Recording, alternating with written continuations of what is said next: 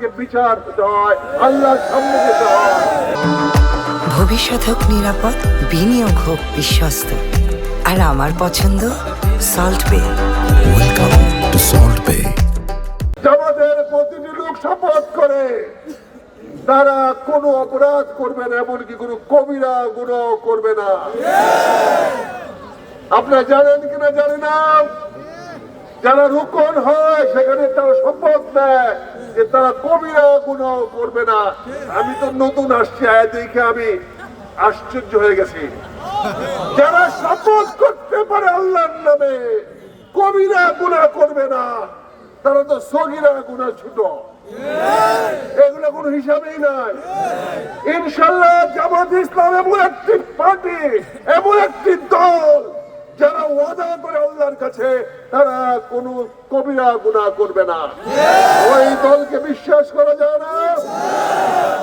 আমার ভাই শফিকুল ইসলাম যিনি আপনাদের প্রার্থী দাঁড়িয়েছেন, উনিও কিন্তু একজন রোকন।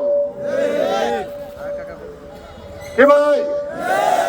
তিনি কিন্তু শপথ করেছেন যে উনি কবিরা গুনাহ করবেন না। কাজে এই মানুষটিকে বিশ্বাস করা যায়, আমরা বিশ্বাস করতে পারি। তাই আমি আজকে এই দলে আশ্রয় নিয়েছি, কোনো কিছু পাওয়ার জন্য না, কোনো কিছু চাওয়ার জন্য না, কোনো কিছু বিনিময় না। আমি শুধু আল্লাহর শাসন প্রতিষ্ঠায় আমি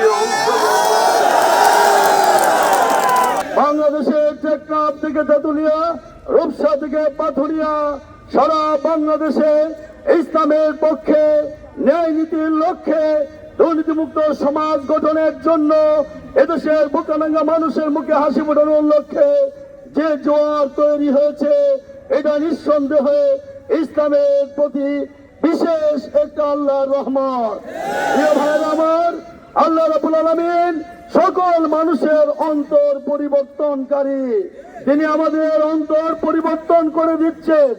ইসলামের পক্ষে তিনি সবাইকে মনোযোগী হওয়ার জন্য পরিবেশ তৈরি করে দিচ্ছেন। প্রিয় ভাইরা আমার, আমরা সবাই মিলে কাঁধে কাঁধ মিলে, হাতে হাত মিলে, দলমত নির্বিশেষে আজকে ইসলামের কল্যাণের লক্ষ্যে, মানবতাকে মুক্তি দেওয়ার জন্য আমরা মাঝে ময়দানে ঝাঁপিয়ে পড়েছি।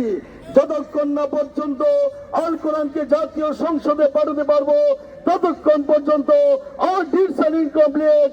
No time for a legislation roaming this of you is it not to be achieved. ইনশাআল্লাহ আমাদের কর্ম চলবে, অব্যাহত গতিতে চলবে।